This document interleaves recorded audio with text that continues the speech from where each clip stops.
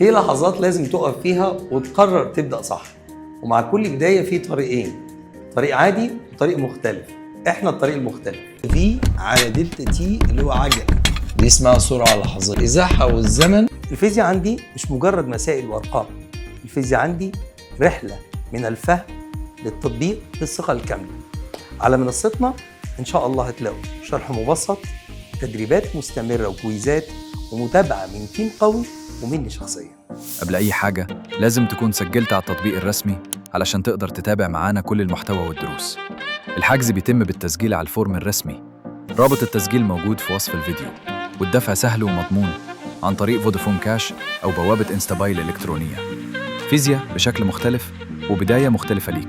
لو ناوي تبدأ صح، خليك من أول الناس اللي اختاروا يفهموا الفيزياء قبل ما يحفظوها، واختار طريقة لما الفيزياء تبقى مفهومة النجاح مش بعيد.